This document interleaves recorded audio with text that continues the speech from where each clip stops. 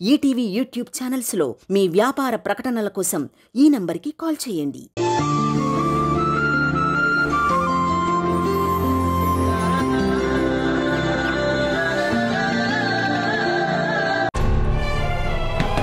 అత్తయ్య, మీరెందుకు ఇలా తలుపులేసుకున్నారో నాకు అర్థం కావట్లేదు. ముందు తలుపు తీయండి. మధ్యాహ్నం కూడా మీరేమీ తినలేదు. కనీసం మజ్జిగన్న తాగండి అత్తయ్య. దయచేసి తలుపు తీయండి.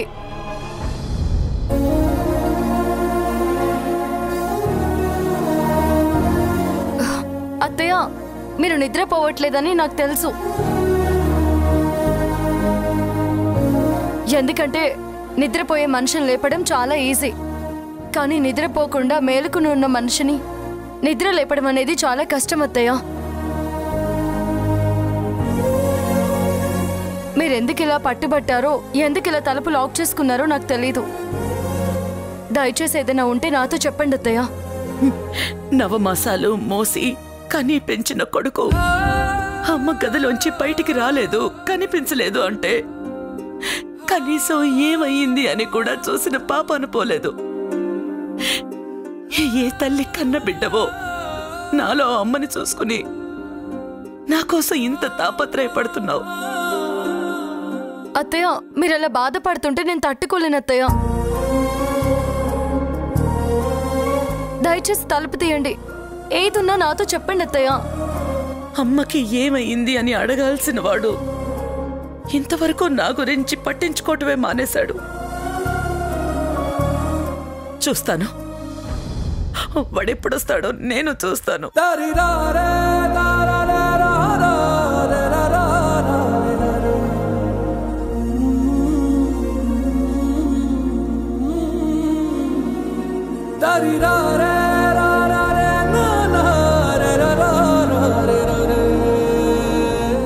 అమ్మా మేఘనా,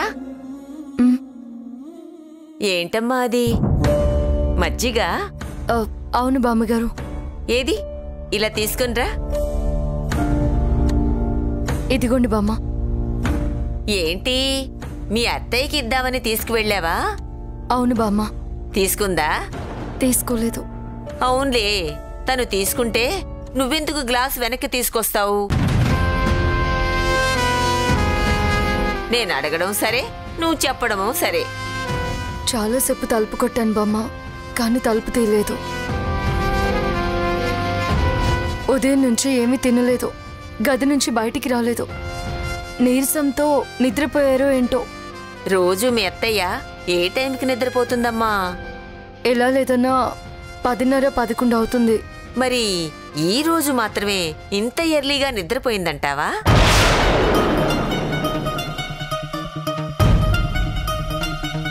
నిద్రపోలేదు, మేలుకునే ఉంది. ఆ విషయం నాకు అర్థమైంది బామ్మ. కానీ నా మీద అత్తయ్యకి ఎందుకంత కోపం? నీ మీద కోపమా? ఎవరికమ్మా? మీ అత్తయ్యకా? భలే దానివే, తనకి నువ్వంటే ప్రాణం.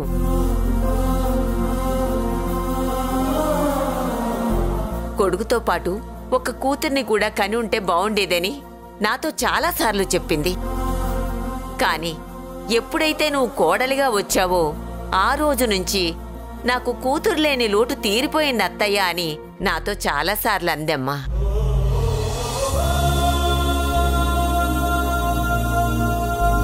ఎక్కడికి వెళ్ళినా నీ ప్రస్తావన రాకుండా ఉండదు. ఏ ఫంక్షన్కి వెళ్ళినా, ఏ షాపింగ్కి వెళ్ళినా, ఎక్కడికి వెళ్ళినా నీ గురించే ఆలోచన. ఇది మేఘనకు కొంటే ఎలా ఉంటుంది, ఈ చీర మేఘన కడితే చాలా బావుంటుందని ఇలా ప్రతి నిమిషం నిన్నే తలుచుకుంటూ ఉంటుంది. ఆ పిచ్చిదానికి నువ్వంటే అంత ప్రేమ.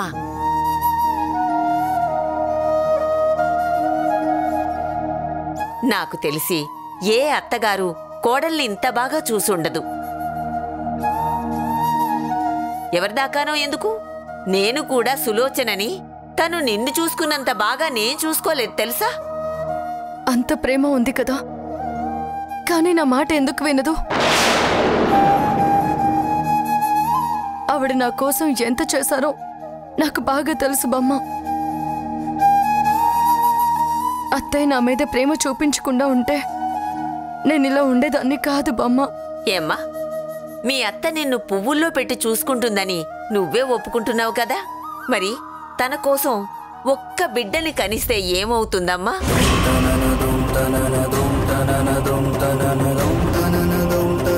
నీ మీద నాకింత ప్రేమ ఉందని మాటల్లో చెబితే సరిపోదమ్మా, ఆ ప్రేమని చేతల్లో చూపించాలి. తనేమడిగింది? నాకు తెలిసి సులోచన ఎవ్వర్నీ ఏమీ అడిగిన దాఖలాలు లేవు.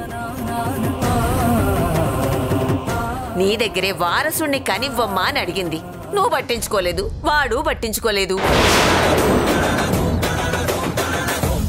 నువ్వే చూసావుగా, మీ ఆయన ఏమాత్రం పట్టించుకున్నాడు? మీకోసం తప్పించే ఓ మనిషికి మీరిచ్చే గౌరవం ఇదేనా? ప్రేమ చూపించడం అంటే ఓ మనిషి ఎదురుగా నిలబడి నువ్వంటే నాకిష్టం, నువ్వు లేకపోతే నేను లేను, నువ్వే నా ప్రాణం అంటూ ఎవరో రాసిన డైలాగులు చెప్పడం కాదమ్మా. ఎదుటి మనిషికి ఎలా ఉంటే ఆనందంగా ఉంటుందో అలా ఉండటం. ఏదిస్తే వాళ్ళు సంతోషపడతారో అది అందించటం. నోరు తెరిచి ఇది కావాలి అని అడగకుండానే తెలుసుకోవటం, అది ప్రేమంటే. కానీ ఇదేం కర్మమ్మా, నాకిది కావాలి అని నోరు తెరిచి అడిగినా సరే తనని ఎవరూ పట్టించుకోవటం లేదు.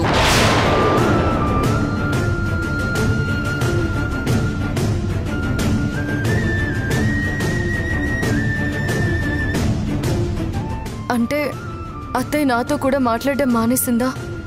నేను బిడ్డని కనడానికి ఒప్పుకునేదాకా నాతో మాట్లాడరా?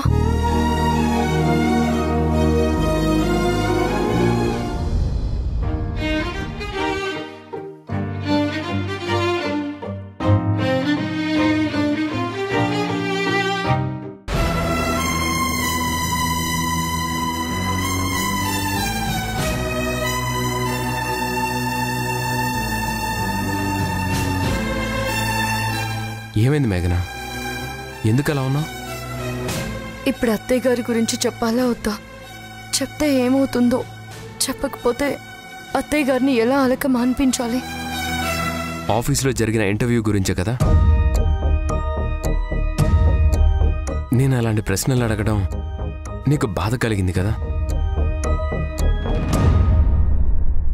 ఏం చేయను, సడన్గా ఇంటర్వ్యూ చేయమని క్వశ్చన్ పేపర్ నా చేతిలో పెట్టారు. అడక్క తప్పలేదు మేఘనా.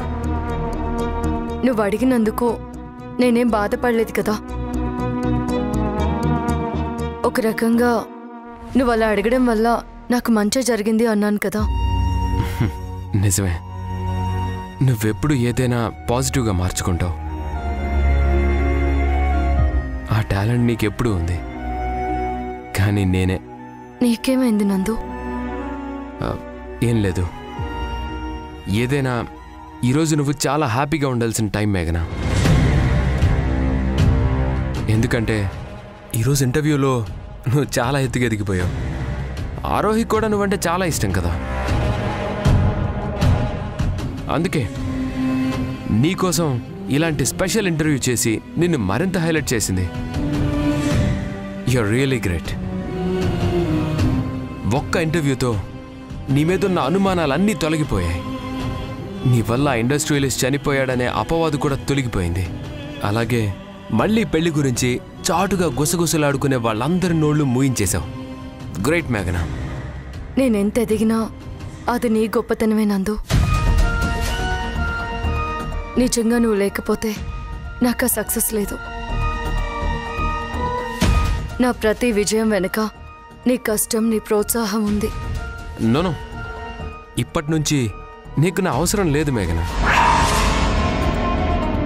ఎందుకంటే ఇప్పుడు నువ్వు ఒక స్టార్ రిపోర్టర్వి.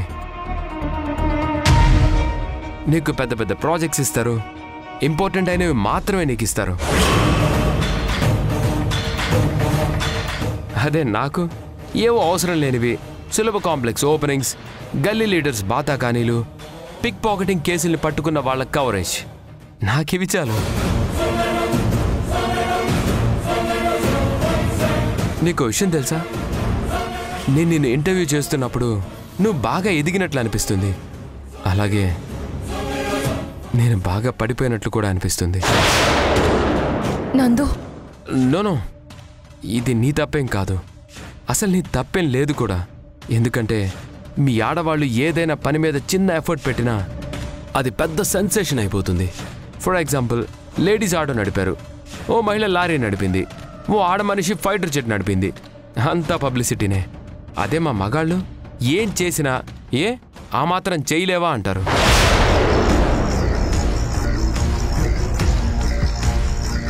తప్పు నీలో నాలో కాదు, చూసే జనాల్లో ఉంది, వాళ్ళు చూసే చూపులో ఉంది. నందు, అయ్యో ఓకే.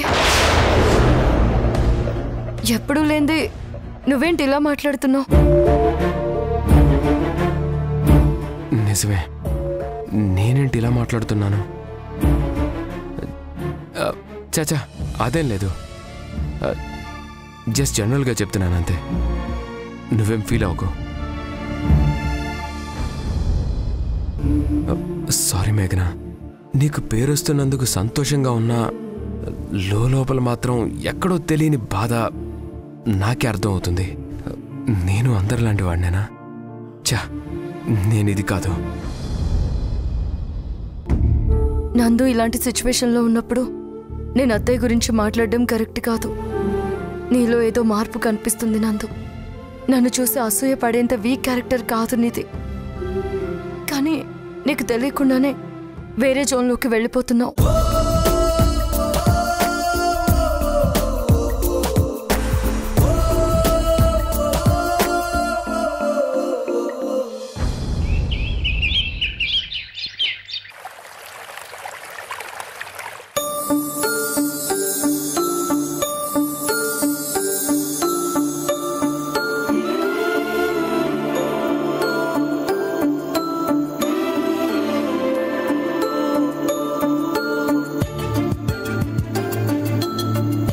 బామ్మ, కాఫీ తీసుకోండి. పిన్ని, ఇదిగోండి కాఫీ. అవును, అత్తయ్య గారు ఇక్కడ? గదిలో నుంచి ఇంకా వచ్చినట్టు లేదు మేఘనా. ఇంకా రాలేదా? అదేంటి, నిన్నటి నుంచి అత్తయ్య బయటికి రాలేదు, ఏమీ తినలేదు, ఏమీ తాగలేదు. ఉదయమైనా వస్తారు అనుకుంటే ఇంకా రాలేదేంటి? బామ్మగారు, ఇంతవరకు అత్తయ్య గారు బయటికి రాలేదు. ఏమైంది బామ్మ, చెప్పండి. ఏమైందో నీకు తెలీదా?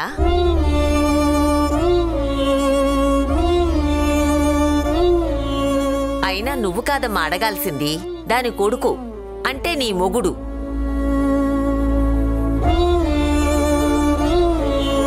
వాణ్ణొచ్చి అడగమను, అంతేగాని నువ్వు నేను అడిగినా ఒకటే, అడక్కపోయినా ఒకటే.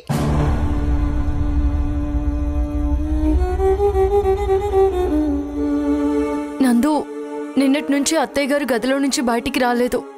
రాత్రి కూడా ఏమీ తినలేదని మజ్జిగ తీసుకువెళ్ళాను, సమాధానం లేదు. కనీసం ఉదయమైనా వస్తారు అనుకుంటే ఇప్పుడు కూడా రాలేదు నందు. గది నుంచి బయటికి రాకపోవడం ఏంటి? అసలు ఏమైంది? ఏమో నందు, ఎంత అడిగినా సమాధానం చెప్పడం లేదు. నాకు భయంగా ఉంది. రా మేఘన, చూద్దాం.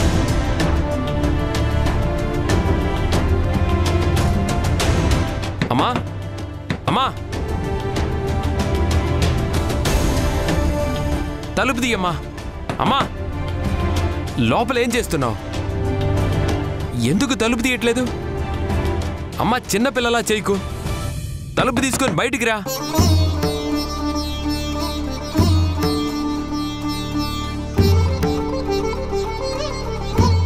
అసలు నిన్నటి నుంచి ఏం తినకుండా, గదిలో నుంచి బయటికి రాకుండా లోపల ఏం చేస్తున్నావు?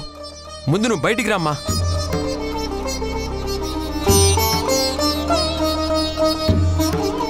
బామ్మ, ఏమైంది అమ్మకి? నువ్వైనా చెప్పు. బాగుందిరా, మీ అమ్మా కొడుకుల మధ్య నేనెవర్ని?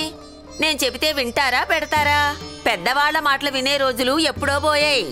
అలా వినేలా ఉంటే మీ అమ్మెందుకు లోపలికి పోయి తలుపులు వేసుకుంటుంది? అత్తయ్య, మీరిప్పుడు మాట్లాడతారా లేదా? దయచేసి ఇలా చేయకండి. ఏదైనా ఉంటే బయటకు వచ్చి కూర్చొని మాట్లాడుకుందాం, అంతేగాని ఇలా తిండి తిప్పులు మానేయడం పద్ధతి కాదు. దయచేసి ఏదైనా మాట్లాడండి అత్తయ్య.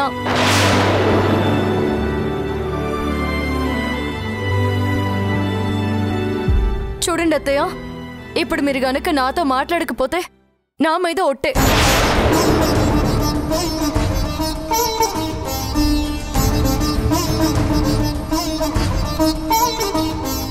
దయచేసి సమాధానం చెప్పండి.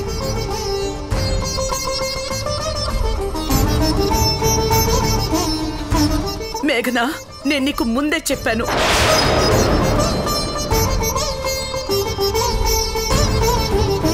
ఇది నీ సమస్య కాదు, సమస్య నీతోటి కాదు.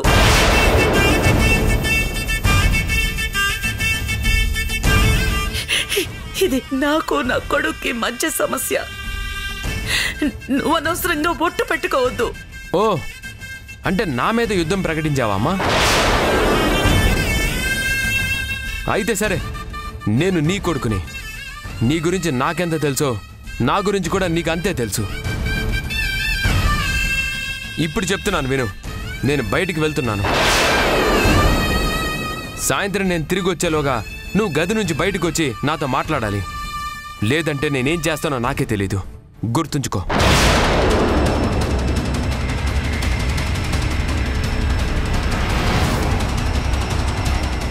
ఆగు నందు, ఏం చేస్తున్నావో, అసలు ఏం మాట్లాడుతున్నావో నీకు అర్థమైందా? ఆవిడేదో మొండితనం చేస్తుంటే బ్రతిమాలాల్సింది పోయి నువ్వు ఆవిడికి వార్నింగ్ ఇస్తావేంటి? అమ్మ సంగతి నాకు బాగా తెలుసు మేఘనా, ఏం కాదు. నందు, ఒకసారి నేను చెప్పేది విను. నువ్వు అలా వెళ్ళకు, మీ అమ్మగారితో మాట్లాడు. వదులు, ఎందుకలా వెంట పడతావు? నాకు తెలుసన్నాను కదా. అయినా ఆవిడ కోపం నా మీద, అలిగింది నా మీద. నువ్వెందుకు టెన్షన్ పడతావు? వదిలే. నందు,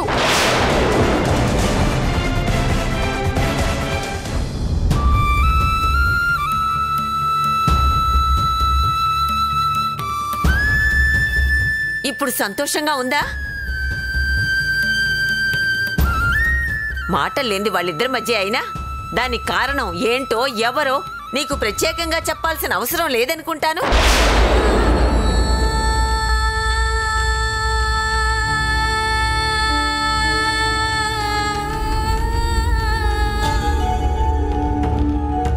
ఇప్పుడు ఎవరి మాట ఎవరు వినకపోయినా మధ్యలో నలిగిపోయేది నేనే పిన్ని.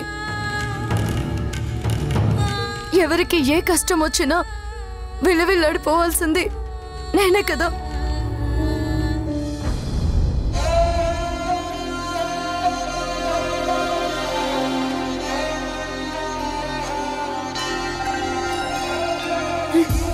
ఎంత కఠినంగా మాట్లాడవురా.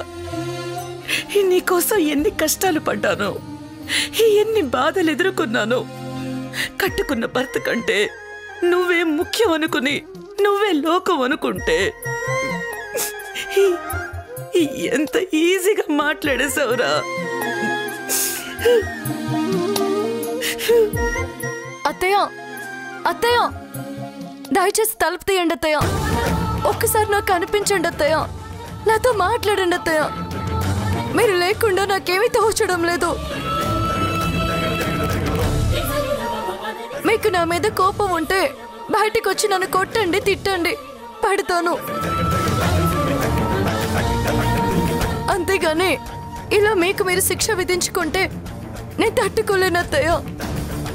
దయచేసి తలుపు తెరవండి. నన్ను క్షమించు తల్లి.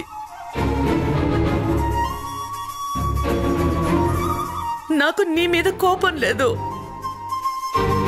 నిన్ను బాధ పెట్టడం నా ఉద్దేశం కాదు మేఘనా. నేను అనుకున్నది సాధించాలి అంటే నేను ఇలాంటి నిర్ణయమే తీసుకోవాలి.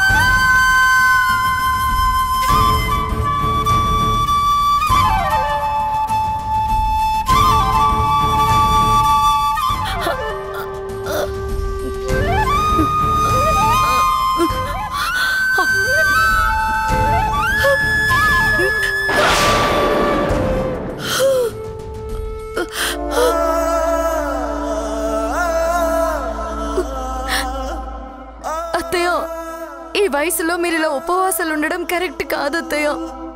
మీ ఆరోగ్యం గురించి కొంచెమైనా ఆలోచించండి అత్తయ్య. ప్లీజ్ అత్తయ్య.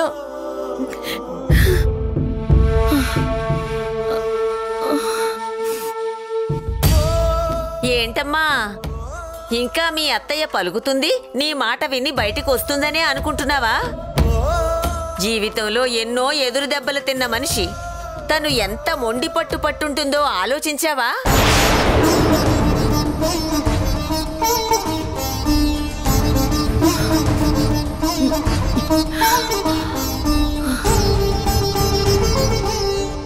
నువ్వు రాత్రింబవళ్ళు ఇలా తలుపు దగ్గర కూర్చొని పడిగాపులు గాసినా తను మాత్రం మారదు, బయటికి రాదు. దీనికంతటికీ కారణం మాత్రం నువ్వే. నేనా? ఖచ్చితంగా నువ్వే.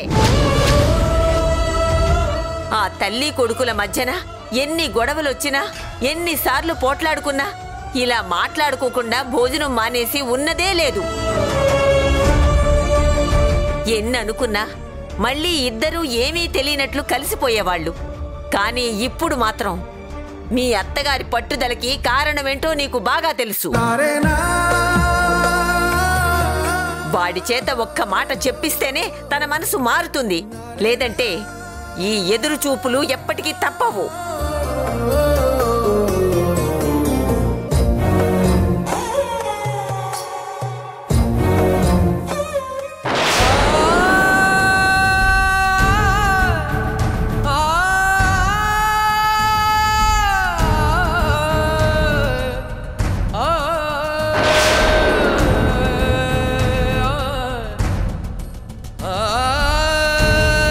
ఏంటి బామ్మ మీరు చెప్పేది? నిజం. తన మాట నెరవేరేంత వరకు పచ్చి మంచినీళ్లు కూడా తాగను అని భీష్మించు కూర్చుంది. నువ్వేం చేసినా తనేమీ తినదు, ఆ గది దాటి బయటికి రాదు. దాని అహం దెబ్బతిని ఈ నిర్ణయం తీసుకుంది. ఇక బ్రహ్మదేవుడొచ్చినా సరే తన పట్టు మాత్రం వదలదు. అత్తయ్య తలుపు తీయండి అత్తయ్య, ప్లీజ్ అత్తయ్య, నా కోసం ఒక్కసారి తలుపు తీయండి.